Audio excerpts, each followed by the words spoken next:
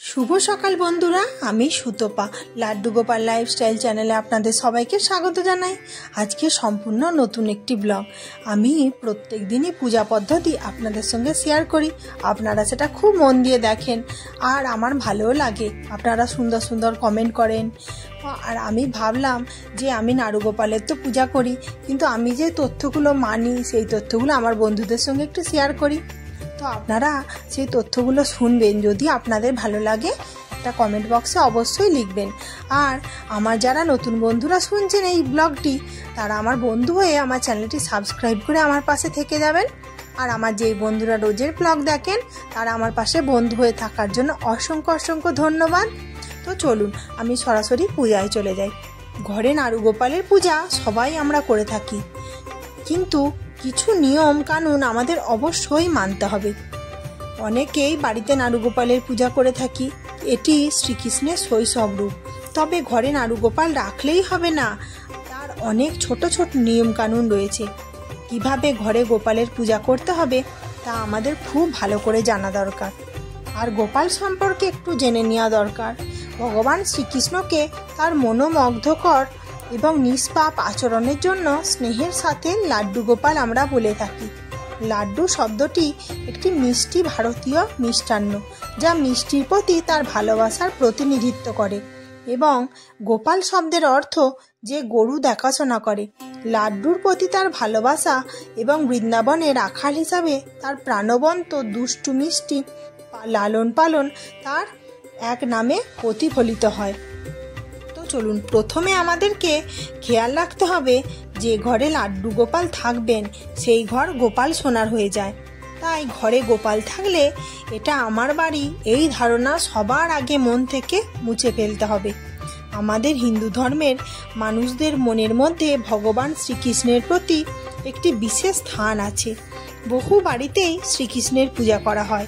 শ্রীকৃষ্ণের শৈশবের লীলা খেলা ভারতীয় সমাজে যুগ যুগ ধরে প্রচলিত এবং জনপ্রিয় একটি লীলা খেলা। সেই কারণে শ্রীকৃষ্ণের শৈশব রূপ নাড়ুগোপালের পূজা আমরা অনেকেই করে থাকি। ছোট শিশুকে যেভাবে লালন পালন করতে হয়, নাড়ুগোপালের আরাধনার মধ্যে রয়েছে সেই বাৎসল্য রস। আপনারা ঘরে যদি গোপালের পূজা প্রচলিত করে থাকেন, তাহলে কয়েকটি নিয়ম মেনে চলতেই হয়। জেনে নিন ঘরে গোপাল রাখার নিয়মগুলি। প্রথমে আপনাকে খেয়াল রাখতে হবে যে ঘরে নাড়ুগোপাল থাকবেন সেই ঘর গোপালেরই হয়ে যাবে। তাই আমাদের বাড়িতে গোপাল থাকলে এটা আমার বাড়ি, এই ধারণা সবার আগে আমাদের মন থেকে দূর করে ফেলতে হবে। ঘরে গোপাল থাকার অর্থ নাড়ুগোপাল এখন আপনার পরিবারেরই একজন সদস্য। আপনার পরিবার এখন গোপাল সোনার পরিবার। তাই পরিবারের একজন সম্মানীয় সদস্যের স্থান গোপাল সোনাকে দিতে হবে। মনে রাখবেন, পরিবারের সদস্যদের যা যা জিনিস প্রয়োজন, গোপালেরও ঠিক সেই জিনিস প্রয়োজন মেটানোর দিকে নজর দিতে হবে। গোপাল সোনাকে যতটা ভালোবাসা দেবেন, মনে রাখবেন আপনিও ততটাই আশীর্বাদ ভগবানের তরফ থেকে আপনারা পাবেন। রোজ সকালে গোপাল সোনাকে স্নান করাতে হবে এবং সুগন্ধিযুক্ত দ্রব্য দিয়ে স্নান করানো উচিত। কারণ গোপাল সোনা সুগন্ধি খুব পছন্দ করে। একটু আতর, একটু অগরু, একটু গোলাপ জল, একটু ফুলের পাপড়ি, চন্দন সহযোগে স্নান করানো উচিত।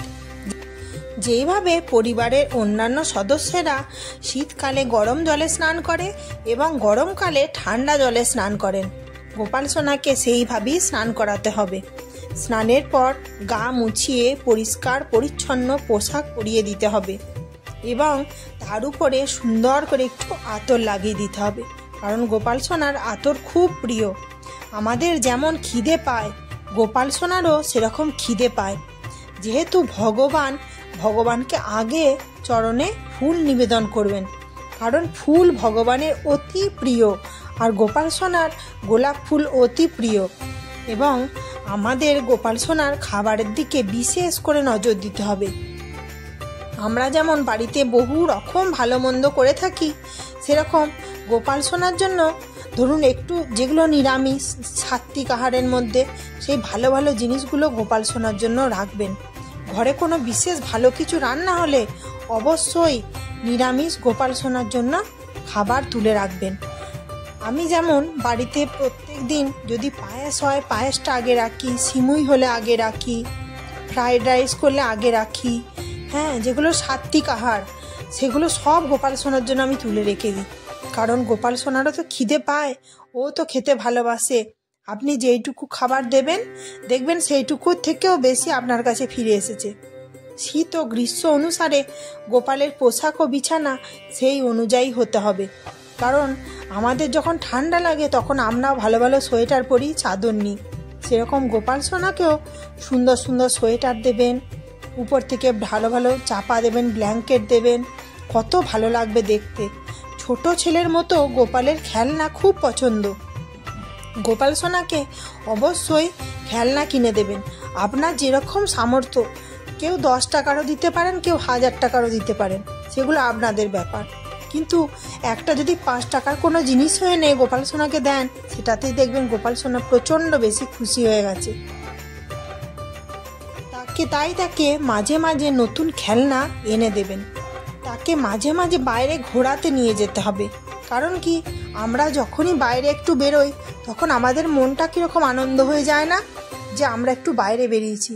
ধরুন আমি যখন এই প্রত্যেক দিন বাচ্চাদেরকে নিজে ড্রাইভ করে গাড়ি করে আনতে যাই, তখন কি করি, গোপাল সোনাকে ওর যে বসার ট্রেটা আছে ওর মধ্যে বসিয়ে নিয়ে গাড়ির একটা সিটে বসিয়ে কি সুন্দর আমি গোপাল সোনাকে নিয়ে যাই।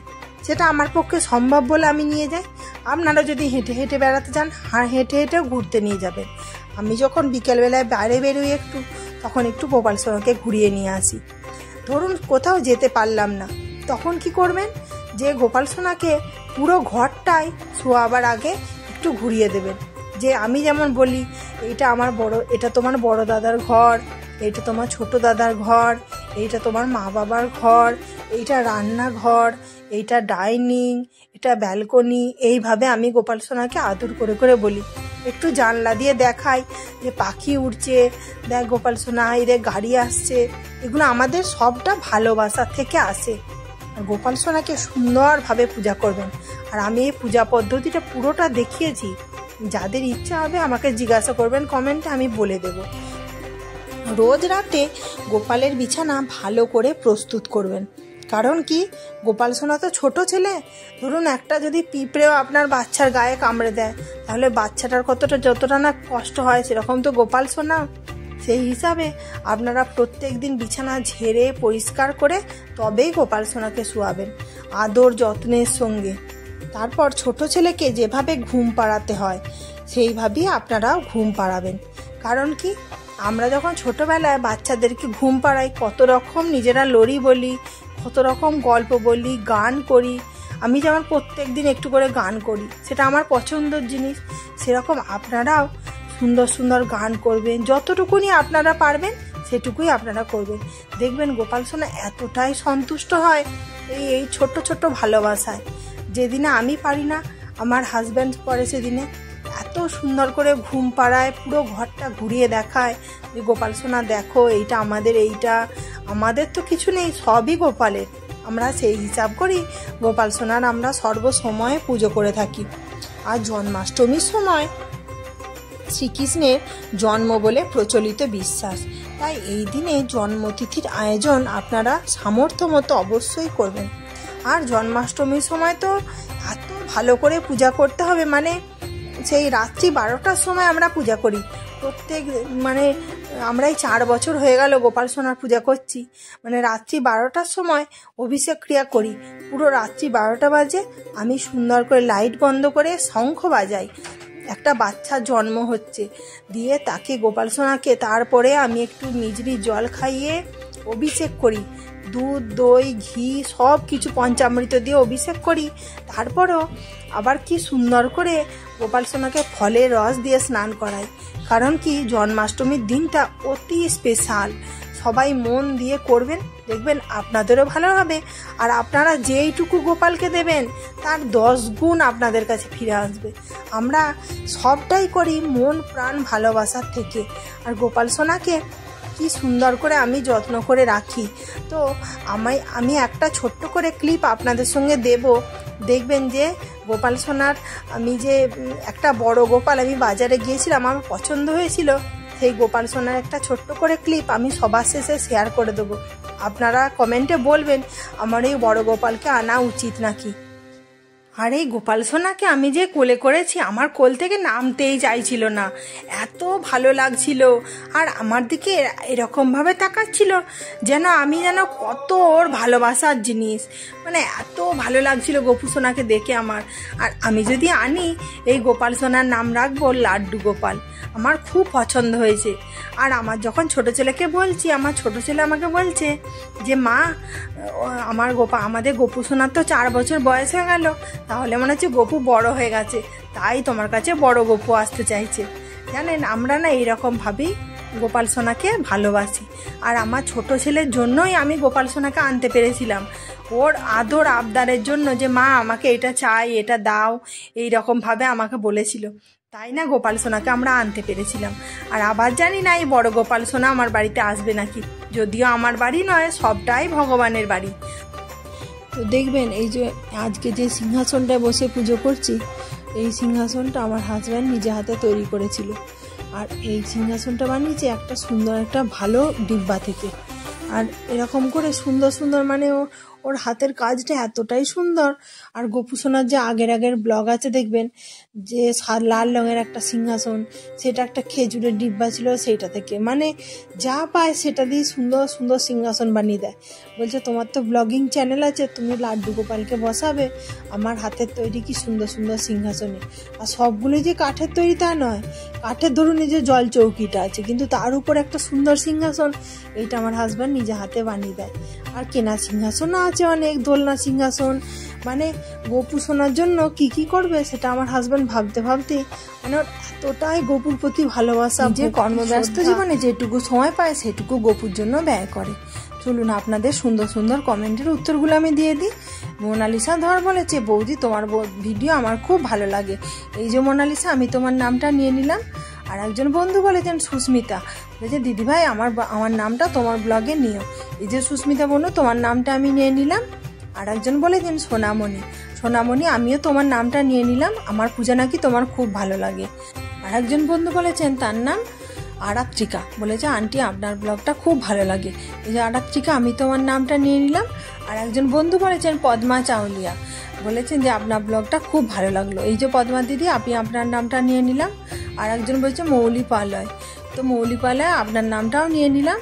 এরকমভাবে কিছু কিছু বন্ধুর কমেন্ট আমি নিলাম, সবার কমেন্টের উত্তর তো আমি দিতে পারলাম না, রিপ্লাই আমি কমেন্ট বক্সে দিয়ে দিয়েছি। এর পরের ব্লগে আবার কিছু কিছু বন্ধুর আমি নাম নেব। তো চলুন আবার দেখা হবে নেক্সট একটা ভালো ব্লগে। ততক্ষণ পর্যন্ত সবাই সুস্থ থাকবেন, ভালো থাকবেন, আর এভাবেই আমার পাশে বন্ধু হয়ে থাকবেন। আর নতুন বন্ধুরা আমার চ্যানেলটি সাবস্ক্রাইব করে আমার পাশে থাকবেন। রাধে রাধে, জয় গোপাল।